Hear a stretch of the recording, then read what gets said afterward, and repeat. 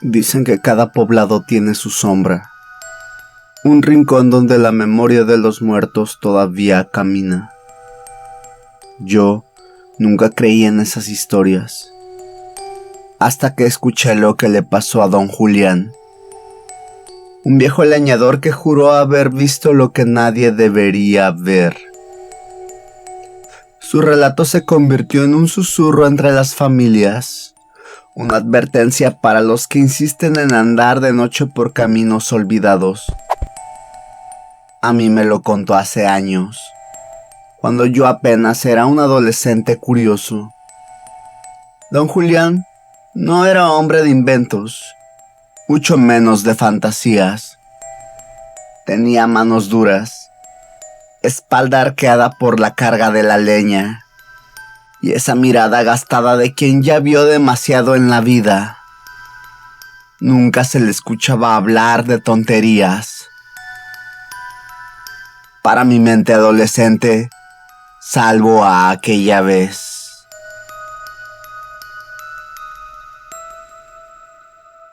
Aquel día, según me dijo, se le hizo más tarde de lo normal en el mercado. Había llevado 2 mulas cargadas de leña hasta el pueblo vecino. Vendió bien, pero el trato con los compradores, los regateos interminables y el conteo de monedas lo retuvieron hasta entrada la noche. En el camino de regreso, que era un estrecho, un sendero de tierra que bordeaba cerros y terraplenes antiguos, lugares donde incluso de día se respiraba un aire pesado, como si algo nunca hubiera querido ser perturbado. A esa hora, cerca de la 1 o 2 de la mañana, el silencio del campo se volvía espeso. Ni grillos, ni búhos, ni el viento osaban interrumpir. Las mulas avanzaban con paso lento, cansadas. Don Julián llevaba en la mano un farol de aceite cuya llama temblaba con cada movimiento. Esa luz apenas alcanzaba a mostrar el polvo que se levantaba bajo los cascos de los animales, dejando el resto envuelto en oscuridad. Fue entonces cuando, al acercarse a una curva estrecha del terraplén, notó un resplandor extraño a lo lejos. No era el reflejo del farol ni el brillo de la luna. Era una luz dorada, cálida, que parecía seguir de la nada. Intrigado, se acercó con cautela. Al dar la vuelta al recodo, su respiración se congeló. En medio del camino, justo en un claro donde jamás había visto a nadie detenerse, había un grupo reducido de personas. No eran campesinos, ni viajeros. Parecían salidos de un tiempo muy remoto. Un hombre y una mujer se erguían en el centro, majestuosos, envueltos en túnicas largas de seda que brillaban como si la tela hubiera sido tejida con hilos de luna. Sus capas, ribeteadas con pieles, caían pesadamente sobre el polvo, y en sus cuellos y muñecas colgaban alhajas que irradiaban destellos imposibles. El aire alrededor de ellos parecía dorado, como si una luz invisible los bañara, dándoles un aspecto casi divino y al mismo tiempo perturbador. Lo más inquietante era su apariencia. No parecían de ese país, ni siquiera descendientes de la gente del pueblo. Eran distintos, demasiado distintos. Tenían una belleza deslumbrante, casi sobrenatural. Sus rasgos recordaban a europeos de siglos pasados. Piel clara, facciones perfectas, una hermosura que no encajaba en aquel entorno polvoriento y humilde. El hombre irradiaba una presencia dominante, la mujer una elegancia etérea que congelaba el aire. A su alrededor se movían varios hombres de piel oscura, con torsos desnudos y miradas bajas, que cargaban sobre mulas grandes costales repletos. Cada tanto, el hombre señalaba con un gesto, y los esclavos descargaban los fardos para colocarlos frente a la balanza. La mujer, con dedos largos y enjollados, iba seleccionando piezas de oro y piedras preciosas, pesándolas con calma antes de ordenarlas en los sacos. El tintineo metálico de las joyas y las monedas al caer era hipnótico, un eco que parecía rebotar en las paredes del terraplén. Y lo más inquietante era el entorno mismo. Ese lugar, que él conocía como un sitio muerto y vacío, se había transformado en una escena cargada de poder, como si en aquel instante estuviera presenciando un ritual secreto, condenado a repetirse una y otra vez.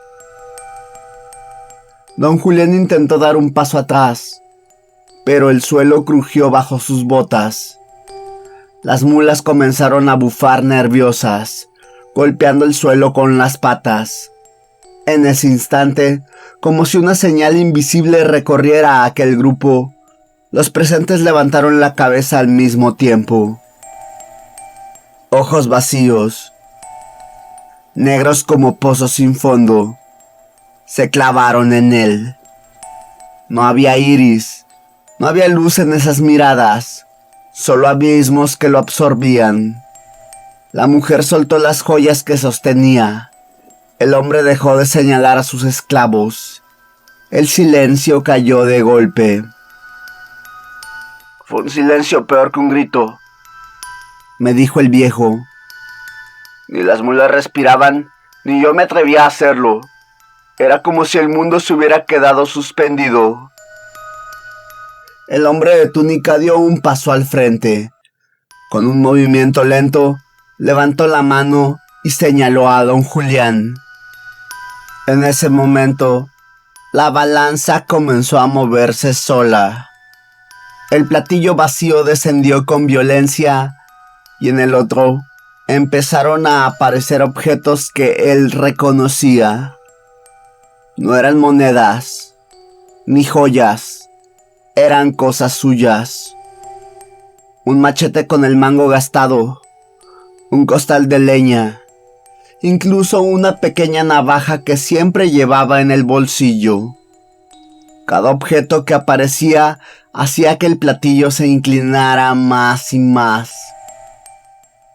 El hombre habló entonces con una voz cavernosa, como si no proviniera de su garganta, sino de todas partes a la vez. Tú también tienes un precio. Don Julián, aterrado, no supo qué responder. Sintió como algo lo jalaba hacia adelante, como si lo estuvieran pesando también. El aire se volvió denso. El farol en su mano se apagó sin razón, y las mulas se resistieron a avanzar, clavando las patas en el suelo. El platillo de la balanza descendía con fuerza, como si reclamara su alma. Corrí, me dijo con la voz rota. No sé cómo, pero corrí. Jalé las mulas con todas mis fuerzas y cerré los ojos. Sentía que si los abría me iban a arrancar de este mundo. Mientras huía, escuchaba detrás de él el tintineo metálico de las monedas, los costales arrastrándose y una carcajada profunda, burlona, que lo seguía por el sendero. No paró hasta llegar a su choza. Al amanecer, cuando se atrevió a mirar atrás, el camino estaba vacío, como siempre, pero en la alforja que llevaba sobre la mula, encontró algo que jamás había puesto allí. Una moneda de oro ennegrecida, tan antigua que apenas podía distinguirse el rostro grabado en ella. Todavía la guardo, me confesó. No me atrevo a tirarla. Pero desde esa noche, cada vez que la luna está llena, escucho fuera el sonido de la balanza. El viejo murió años después, y con él se fue la moneda. Nadie sabe qué hicieron con sus pertenencias, pero algunos aseguran que desapareció de su casa la misma noche del velorio. Hoy, cuando alguien se retrasa en los caminos del terraplén, siempre se recuerda la advertencia: no mires si ves luces a lo lejos. No detengas tu paso. Y sobre todo, nunca aceptes lo que no te pertenece. Porque allá afuera, todavía hay quienes pesan el oro de los vivos.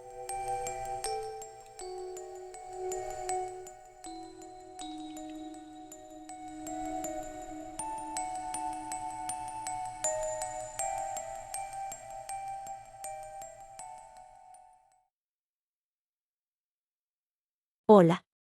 Soy el algoritmo de YouTube.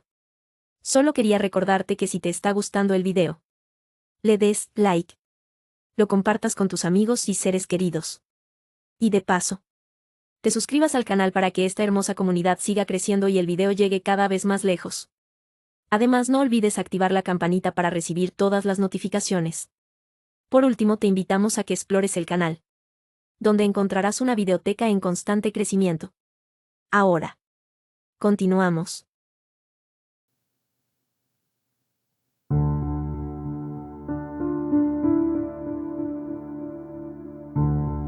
En cada pueblo hay un sitio al que se le guarda respeto. Una esquina donde nadie quiere pasar de noche. Un árbol que nadie se atreve a talar. Una casa que se deja en ruinas para no despertar lo que duerme allí. En un pequeño poblado de la sierra, ese lugar es un pozo. Se alza en el centro de una explanada reseca, rodeado de piedras viejas y con una estructura tan antigua que nadie recuerda quién lo cavó. Los ancianos dicen que cuando eran niños, el pozo ya estaba allí. Y sus abuelos aseguraban lo mismo. De hecho, los pobladores sostienen que ese pozo es más viejo que la memoria misma del pueblo. Sirve todavía para dar agua. Y sin embargo, nadie se acerca a él con tranquilidad. Porque a lo largo de los años, se han contado demasiadas historias. Demasiados desaparecidos. Demasiados animales hallados flotando en su interior. El pozo tiene fama de atraer. No es solo miedo lo que sienten quienes lo rodean. Es una especie de llamado. Algunos dicen que cuando uno se queda de pie demasiado cerca, empieza a escuchar un murmullo, como un canto subterráneo. Otros aseguran que es solo una sensación física. El cuerpo se inclina, los pies dan un paso sin querer, como si algo desde abajo tirara de ellos. Por eso, la costumbre del pueblo es simple. Quien saca agua, lo hace rápido. Desenrolla la soga, baja el balde, lo llena y se retira sin mirar al fondo. No hay rezos ni rituales, solo prisa. Los niños tienen prohibido acercarse, y aún así, de tanto en tanto, algún animal doméstico desaparece en las inmediaciones.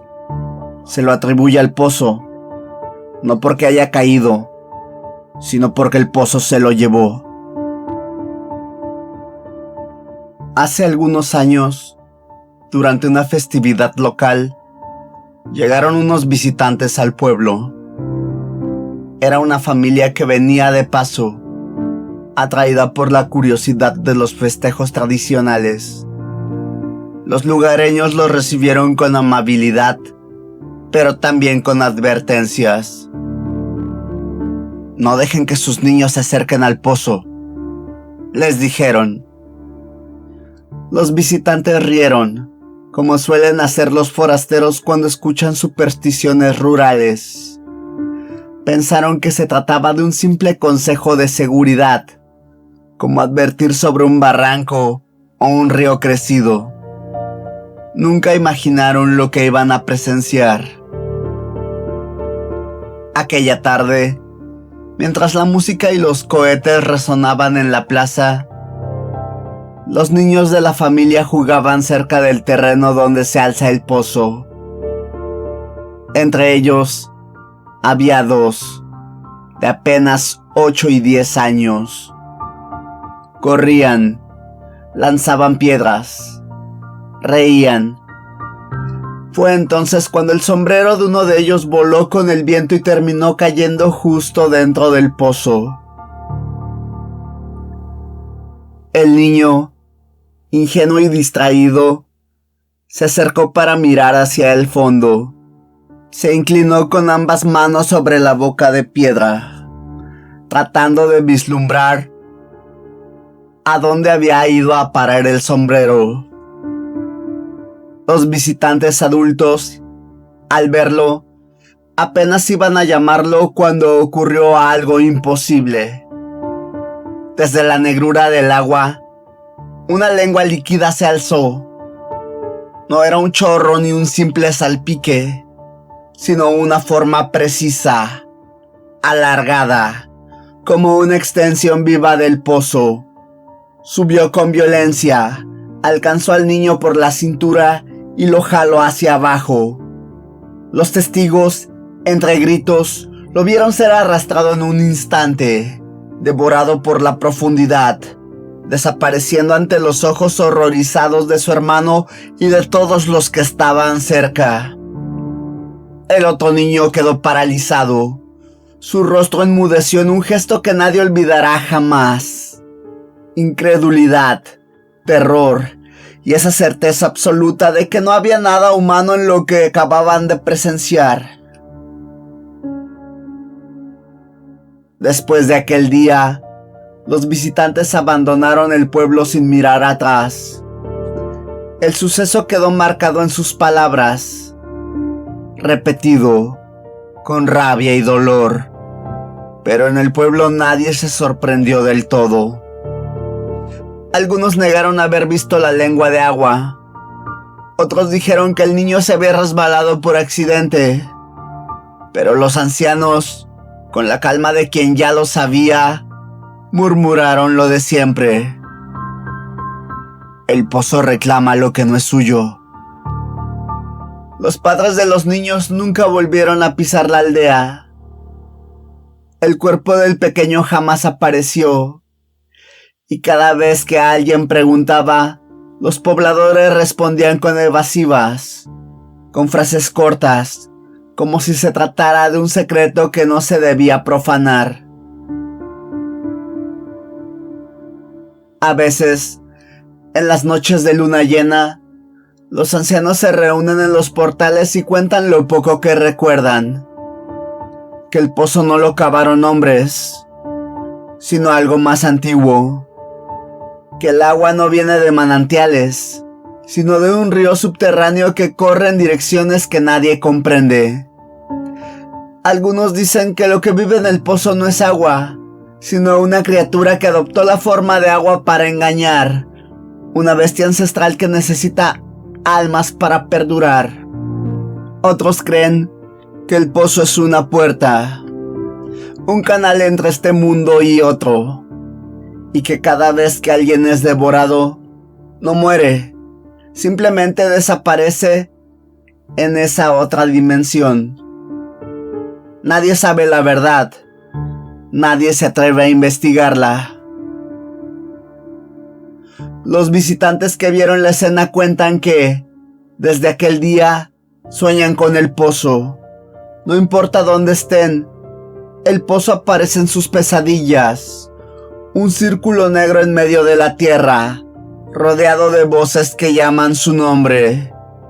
Dicen que en los sueños escuchan chapoteos, risas lejanas y a veces la voz del niño perdido que pide ayuda. pero al asomarse, lo único que ven son manos de agua que intentan arrastrarlos hacia el fondo. Con el tiempo, algunos de esos testigos han muerto de formas extrañas: caídas accidentales, ahogamientos absurdos, desapariciones en viajes. Los que siguen vivos aseguran que el pozo los persigue. Hoy, en el pueblo, nadie pronuncia su nombre. El pozo sigue allí, proveyendo de agua a quien lo necesita, pero siempre con prisa, siempre con miedo. Los niños saben que no deben acercarse, y cada visitante recibe la misma advertencia: no mires demasiado tiempo al fondo, no lo escuches, y nunca dejes que tus hijos jueguen cerca. Porque el pozo no es un agujero en la tierra, es un ojo que mira desde abajo, y cuando fija la vista en alguien, tarde o temprano se lo lleva.